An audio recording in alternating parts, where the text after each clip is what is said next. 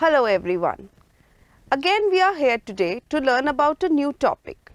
Learning is always interesting and one should keep learning because learning is something that makes us aware of whatever is happening around us.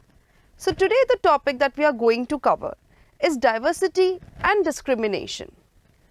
In the previous chapter also we have discussed few things about diversity. So what do I mean or what do you mean when I just discuss this term or refer this term or talk about this term diversity? I am sure by now you should have understood that diversity means all the differences, the different things that are there, that are existing in this world where we are living. And when I talk about discrimination, discrimination means creating some kind of differences within the differences which are already existing. We'll discuss the content that we'll be covering in this topic. First, we'll discuss the introductory part as we always do. Then, we'll try to understand what do we mean when we talk about two different terms, that is difference and prejudice. Third, prejudice. Second thing that we are going to discuss is what do we mean by stereotypes and how do we create stereotypes, inequality and discrimination, on being discriminated against, and the last one, striving for equality. The very first thing that we are going to talk about is diversity. I am giving you all some time to think about that what do we mean by diversity. Because in previous chapter we discussed that India is the only country that has unity in diversity. And when we were discussing that thing, we discussed what a diversity is. If you can recall and reconnect whatever we have done, diversity is something that is somehow related with the thing we can refer to as differences. Differences means diversity, a variety and being different. As I told you, diversity and differences, certainly they are not the synonyms for each other, but a variety. Something which exists in various types is what we understand when we talk about diversity. Diversity is the product of geography, culture and history. Again, I will go back and will try to reconnect with whatever we studied in the previous chapter. Cultural differences, the geographical differences and the differences that the history has created. Maybe because either we went somewhere or someone else came to our place. With all those things, the kind of the changes, the kind of the different things, the different people, the different religion, the cultures, whatever we produce, they are the outcome of the diversity. It is respecting and understanding the varying differences among individuals in society. So, if I have a person who is very different from me, in each and every aspect, the way he or she dresses, the way he or she acts, the way he or she dances, the kind of the festivals he or she celebrates, that doesn't mean that I should not respect that person just because that person is different from me. Because when we understand what a diversity is and when we have already understood the quality of India, that it is united, even it is the most diversified country of the world, we should understand that respecting each other's differences is an important thing. We will be discussing differences and prejudice. Differences is something a very common term we have been using. When I explained you what do I mean by diversity, at that time also I told you this thing, that diversity and differences are certainly not the synonyms of each other, but yes, one way of understanding diversity is the kind of the differences that exist. They exist in all forms. Now, we'll try to understand and explore the term prejudice. Just before I begin, I would like to give you a small introduction of what do we mean by prejudice. It means that we frame our opinions about someone or maybe about something And then we start considering that particular thing which is not as per our thinking as something really different, which is almost difficult to accept. Do you think diversity is only seen among the people? No. Diversity is everywhere, everywhere. In fact, the four people who are living in one home, they are also different from each other. And that's where you can see the diversity in your own homes. So where do we see diversities?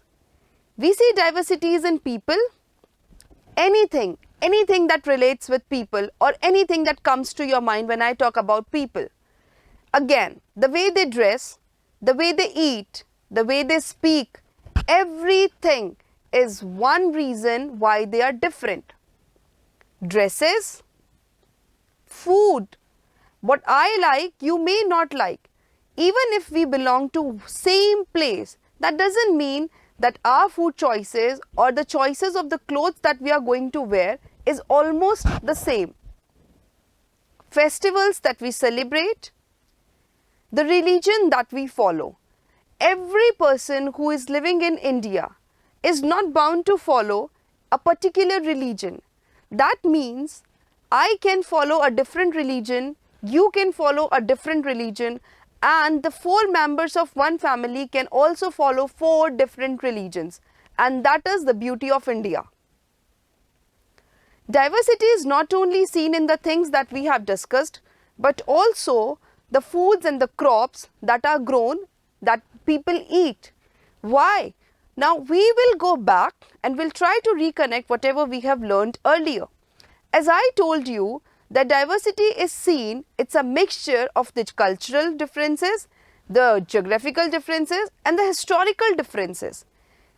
And again, if you will try to reconnect whatever we have learned earlier, I explained to you this thing that a particular crop is grown at a particular place only. Like spices are grown in Kerala because the geographical area supports that kind of crops, and rice is grown in Bengal and Bihar where it rains in ample, because rice is a crop that needs good enough water. Like in Punjab, it's a favorite food, and the moment I say Punjab, the food that strikes in anybody's mind is makki ki roti and sarson ka saag. And why it is the staple food of Punjab? The reason is because makka, the corn, is grown in abundance over here, and that's the reason that people eat makki ki roti and sarson ka saag. Then if I talk about Rajasthan, lentils are grown here and wheat is also grown here. So people eat items made of wheat, and along with that they also like to eat dal, commonly known as lentils, vegetables. Why? Because the staple food of any place is the food that is grown over there, grown in maximum quantity. Kerala, the food of Kerala is something that is made of rice, like idli, dosa, sambar, vada. Again, because that area, the geographical limitations, the climate and other things supports the growth of these kind of crops. Calcutta, this is the food that we eat in Calcutta. Diversity is also seen in the clothes and the culture that people follow. So the first picture shows the kind of the clothes that the people wear in Kerala. Now, the kind of the clothes that the people are wearing is not by something they are doing by their choice. It's just because the climate supports that kind of cloth. Since Kerala is a coastal area and it's warm throughout the year, or say the maximum parts of the year, the people here are supposed to wear the kind of the clothes that are lightweight and keeps your body comparatively cool. When I talk about culture, the first thing that comes to my mind is the kind of the festivals that we celebrate, because culture and festivals, they relate with each other very well. Bhangra, this is the dance form and we call it as Bhangra, and it is basically and on huge scale celebrated basically in Punjab. But what does that mean? This means that Punjab is the only state where we celebrate Bhangra? No. If there are people who belongs to Punjab and are living in some other place, they are going to celebrate that festival over there also. Then the third picture. This third picture relates to the kind of the clothes that people wear in Assam. Why? Because this is the kind of the dresses which are worn there. The reason for it? No reason. Because the climate is as such where the people are supposed to wear these kind of dresses. This is a picture where these are the beautiful ladies wearing the dress. Lavani is the dance form that is practiced over there. And the last picture is of Durga Puja, and the girls are wearing white and red sari. Again, Durga Puja is the famous festival of Kolkata. When I say Durga Puja, I am sure most of you will be able to recall that this is the festival celebrated with huge pomp and show in Kolkata. Then culture not only relates with the kind of the clothes we wear, but also the different dance forms. One we have already discussed, that is Bhangra. Then there are many. There is a one dance form Bihu, another Kathakali, and many more. Why? These are the reasons because some of the historical incidents that took place made that particular dance the native dance form of that particular place. Now, why are we showing you these all pictures where people are wearing different kinds of clothes, eating different kind of food, celebrating different kinds of festivals? What's the reason? Are we here gathering the knowledge and information about the various foods eaten in different parts of India or the various festivals celebrated in different parts of India? No. The motive is to make you understand this thing, that how are we different? What is diversity? As I told you, diversity can be seen in each and every phase of life. That means the food which you are eating, the dress which you are wearing, the festival which you are celebrating, anything that you are doing in your day-to-day life is one example of how diversity is there in our lives. How we are very well accustomed with the different things that we do and that the people around us do. There are more than 100 dance forms, and since India is a country where people from all sorts are living, almost all the dance forms are being practiced here. Diversity can also be seen in languages. I am very comfortable in speaking Hindi, English and Rajasthani. You may be very comfortable in speaking Marathi, Punjabi and English, and some of your friends could be very comfortable in speaking maybe German or French. Does that mean that they are living in Germany? No, but language is one form of diversity. In India, there are more than 1600 languages because the reason is people from all forms are living here. From wherever they have come, they have brought their mother tongue with them. And because of the intermixing of various cultures, there are 1600 languages which are people's mother tongue and which we are speaking and which we are learning if we are in touch, if we are in connection with the people who are speaking a language that is different than the kind of the language we speak. Religions and festivals. These are the few religions and festivals that we celebrate. In the entire world, the whole world, there are 8 major religions and every single one of them is practiced in India. Games and sports. Again, every state has its own particular game because that game is supported by the geographical factors. In Kerala, people do boat race. Boat race is a kind of the sport that is being played there with huge excitement. Why?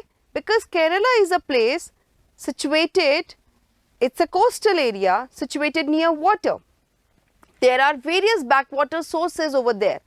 Obviously, people over there cannot play any game which can be played in sand or maybe in the dry areas. That is why they have accepted boat race as their own sports.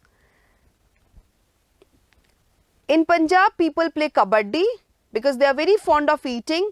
They are very strong, they are very muscular, and kabaddi is a game that involves lots of personal strength. Since people over there are very strong, that's the reason they follow kabaddi. Rajasthan, people play gilli danda and marbles, a game that is played with kanchas. And Kerala, as we have already discussed, apart from boat race, Kalari, this picture in which you can see a man playing, this is the form of the game we known as Kalari. Now, as we have understood that diversity is a different forms of culture. We talk about festivals, we talk about language, we talk about art forms, we talk about different dresses the people wear and the different crops that they grow in their areas. But one question for you all, do you think that these differences are always good? Do you think that the people who are different from you are always welcome in your life? Do you think that diversity is something that is always celebrated? No or yes, whatever is your answer, that we'll try to find out. Now let's understand that how diversity in India is the main source of prejudice and discrimination. Just giving you a simple explanation or trying to reconnect you with the thing that we have studied earlier, that prejudice is the opinion that we form about others and discrimination is the treatment that we give to others when we think that they are different from us, when we think that either they are superior or they are inferior. That depends from where we are coming and from where they are coming. Now, people also form certain attitudes and opinions about others who are not like them. Like, this is the first day of the school and you are going to school and the teacher make you sit next to a boy or a girl whom you don't know, whom you have never seen before, whom you have never met before. This boy or girl is neither dressing like you, nor he or she is speaking in the same way as you are. And he or she is eating in a very different manner. Instead, the kind of the lunch that he or she has brought is something that you have never seen or never tasted in your life. And if the teacher says that be the buddy to the boy or the girl who is sitting right next to you, will that be easy for you to do? Do you think that a person or a boy or a girl or a child who doesn't look like you, it's very easy to be friends with them? Question is this, and the answer could be either yes or no. That depends on how you take that other person as. People will feel safe and secure with the other people who look like them, who dress like them and who speak like them. So when we were discussing the second point, I gave you a situation where the boy or the girl was not looking like you, or maybe he or she was not eating like you. Now imagine a second situation. The other day you are sitting next to a boy or a girl who looks like you, dresses like you, eats like you, speaks like you. Will you be more comfortable than you were yesterday? And the answer is certainly yes. Why? When we understand what is diversity, when we understand that diversity is the beauty of our country, and still we are not comfortable with someone who is not looking like us, just someone who is not eating like us, do you think it's a wise thing to do? But this is very common thing. We always feel comfortable with someone who looks like us, who is exactly our replica, because this is human nature. Now, people who are different from us are strange and unfamiliar to us. If suddenly a person whom you don't know enters in your house, in your classroom and starts having a conversation with you, I am sure you will not be that friendly with that other person, because someone who doesn't look like us or someone who doesn't acts like us or thinks like us is stranger for us. We are not very comfortable in the company of a person whom we don't know and we will never try to know and understand that person. Why? Because that person is not like us. And sometimes we do not tolerate a person. If a boy who is not your friend, because from the very first day you felt like that he is really different from what I am, and if every day I make you sit next to that boy or girl, what will happen? After some time, the conflicts will start happening. You people will have arguments over the things, over petty things which you can easily ignore. Why? Because we don't have tolerance for that particular person. And why we don't have the tolerance is because that person is not like us. Despite the fact that we understand that diversities exist, still we will not tolerate that person's activities, or we will not accept what that person is doing, even if it is right. Why? Just because that person is different from us. In the previous part, we have studied that what do we mean by diversity and discrimination. Diversity, the most beautiful part that any country like India has. And what do we mean by discrimination when people of different sorts are being discriminated just because they are different from us? Moving on that part, we also tried to explore and understand that what do we mean by prejudice. And the example that I gave you was the first day of the school when your teacher makes you sit next to a boy or a girl who doesn't look like you. He or she is different. Different in sense of eating, different in sense of dressing, and different in sense of the language that you speak. So, what does prejudice means? Prejudice means judging people in a negative way or thinking them as inferiors. Inferiors and superiors. These are the two terms that first we will discuss before we try to understand that what prejudice is. You keep yourself in a certain position, and the people whom you think are good than you start calling them as superiors in any sphere of life, in any aspect. And then when you start comparing someone else with you and you find that person lower than you, incapable than you in any aspect, you start referring to them as inferiors. So prejudice is something in which you are forming an opinion about the other person, but that opinion is always leading to that conclusion where the other person always looks inferior.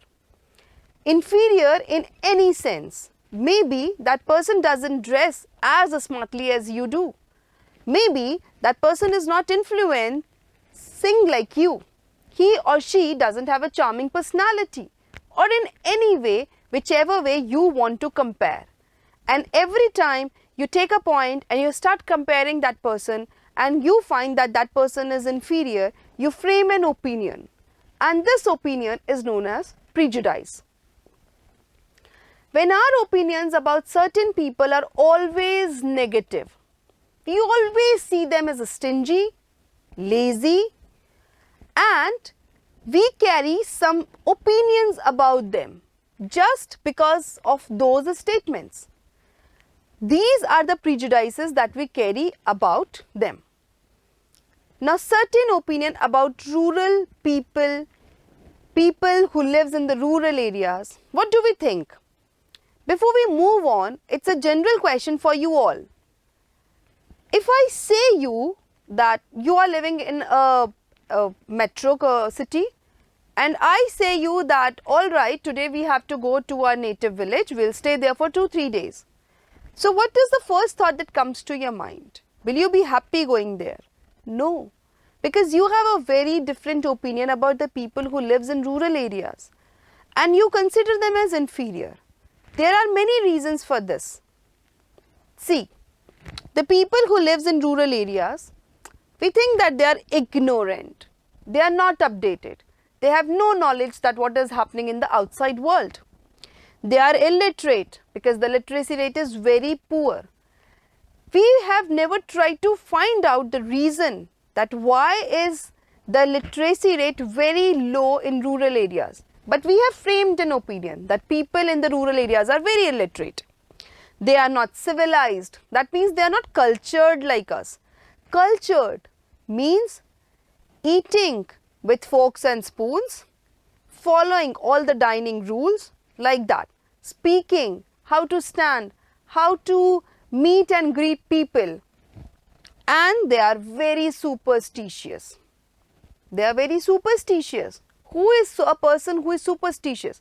A person who believes in all the old facts, myths, which we now say that there is no scientific logic or reason behind them, and so we have started calling them as superstitious. Now, certain opinion about the people who live in the urban areas. Urban areas here means the cities and the towns and the civilized places and the developed places. What do we think about these people? They are very money minded. They have no family life. They work for money because money is something they always want. They are highly educated because there are all good facilities available in the urban areas, be it school, be it colleges, be it universities, or be it the other areas. They are very civilized. They are very cultured. They know how to meet and greet with the people. They know how to dress. They know how to stand. They know how to talk. But they are very selfish. Is this true? Do you think that any person or every person who lives in a city area is always selfish? Or is there anything that you can recall and think of an incident where you met a person because you were in trouble, you asked for help and that person gave you the help, or maybe even without asking offered the help? If you can think of an incident like that, then you will change your opinion.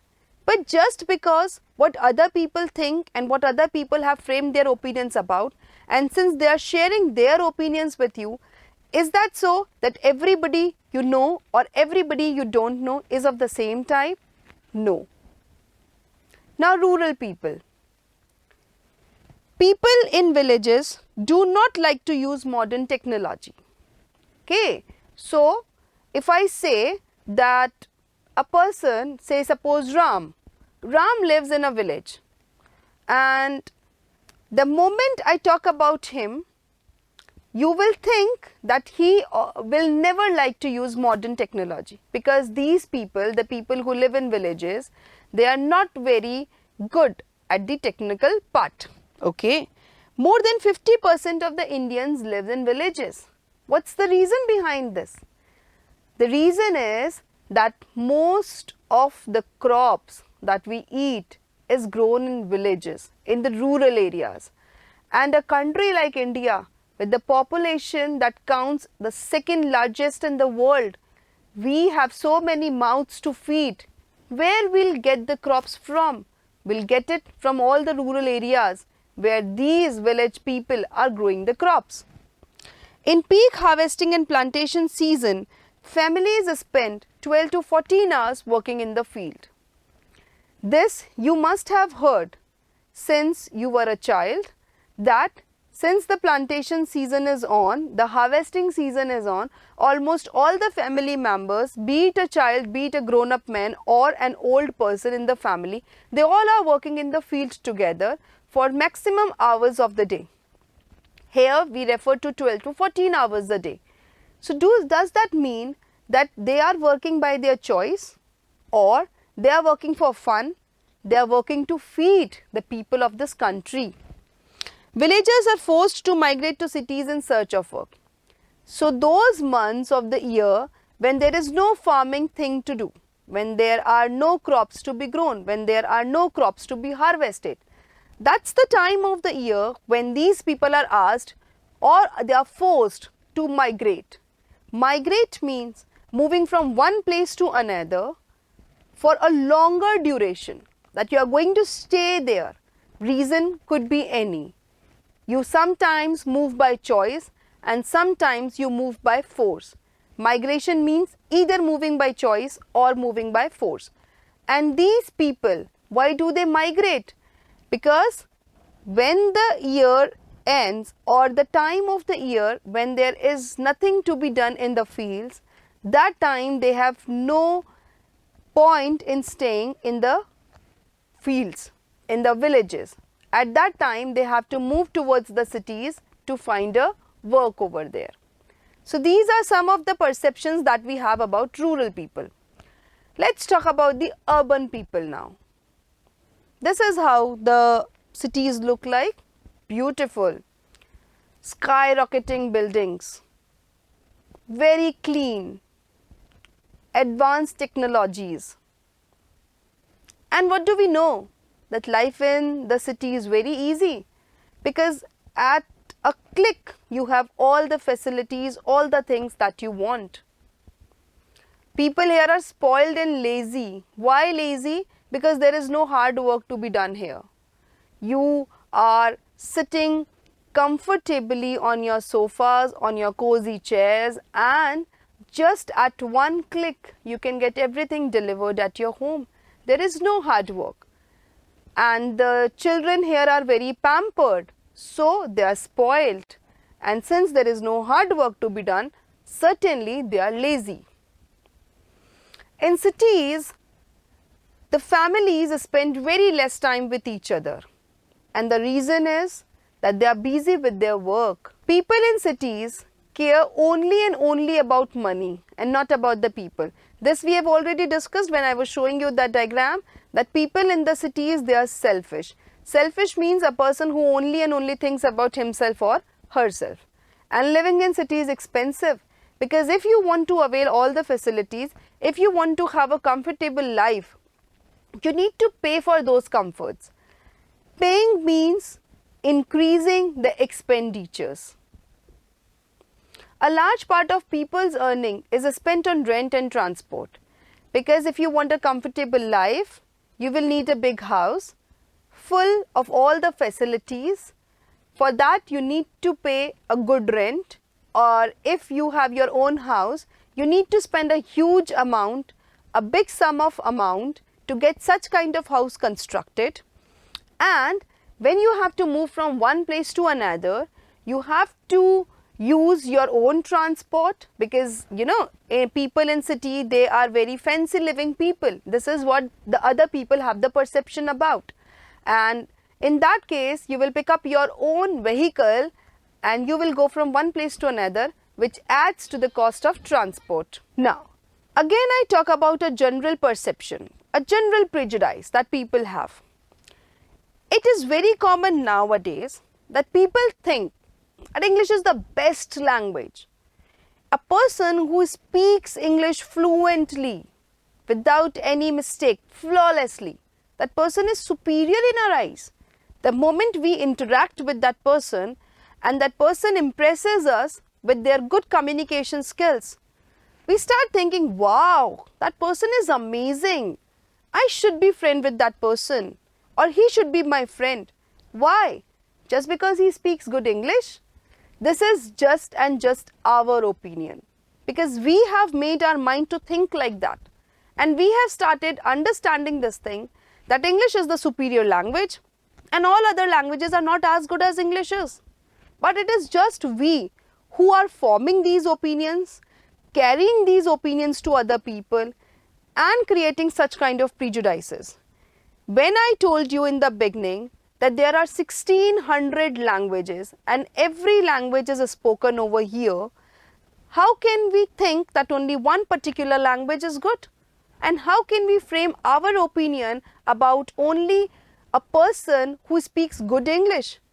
So that means that any person in our home, in our neighborhood, our locality, or anyone whom we know, any of our acquaintance, if that person is not fluent in speaking English, he or she is not a good person? No, this is not the right thing. We are judging others' language negatively. Who has given us this right? And how can we say this thing, that English is the best language? Result? What is the result when we create such kind of prejudice in our mind? What's the result? What's the outcome? I told you already that a person who speaks fluent English is the awesome one. You'll be happy meeting such a person. You'll be happy if your teacher speaks good English. You will try to go in such a school, or you will try to be friend with a person. In fact, sometimes our parents also say this thing, that be friend with this child because he or she speaks nice English. Why? Because the other boy whom you really want to be friend with, or the other girl whom you really want to be friend with, he or she is not speaking good English, fluent English. Just because you'll frame an opinion about that person without even knowing that person. We can be prejudiced about many things. Language was the one point where people are generally discriminating, where people are generally creating opinions, and they are starting prejudicing the other person.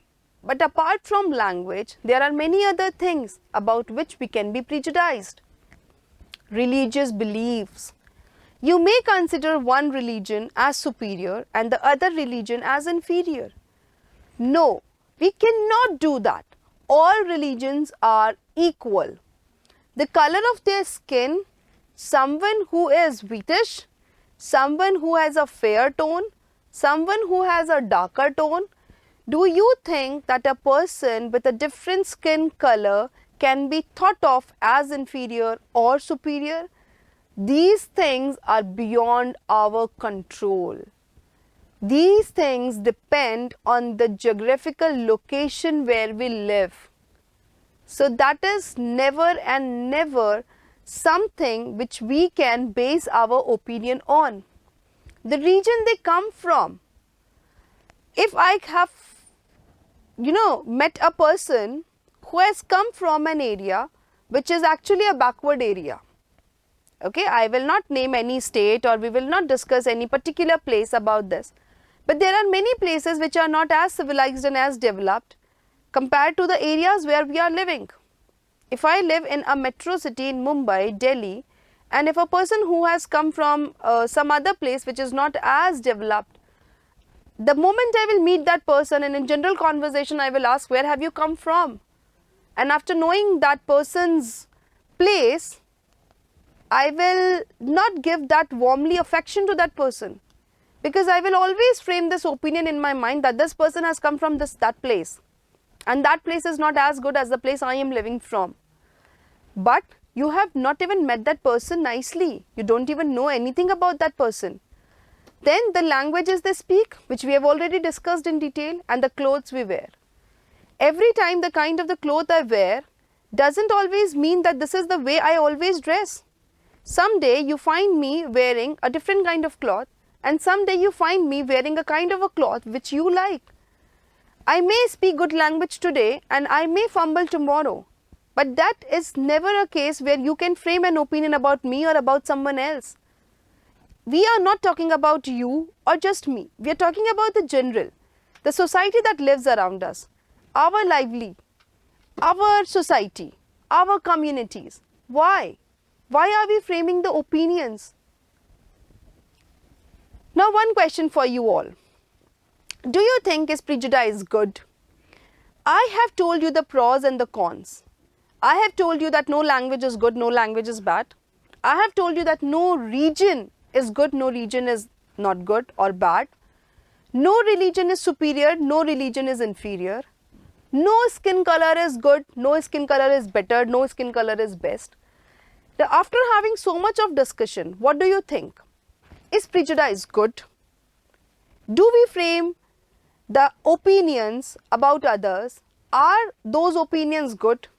Should we act on the opinions that we have framed? Think and try to relate with all the incidents and all the things that we have discussed. Often, our prejudice about others are so strong that we don't want to form friendships with them. At times, we may even act in a way that hurt them. This is something that must have happened with everyone. Or maybe at one point of your life, you may have also suffered from one such kind of incident, where you are being disliked because of any particular attribute of yours, or maybe you may have shown some such kind of gesture which may have hurt the other person, and that too without knowing the reality. Just because you thought, just because you have framed an opinion based on the language that that person spoke, based on the clothes that that person was wearing, based on the kind of the food that the person was eating that particular day, just because of that you will frame an opinion and you will start acting in a way that is not at all beneficial, neither for you nor for the other person. And do you think that is something good you have done?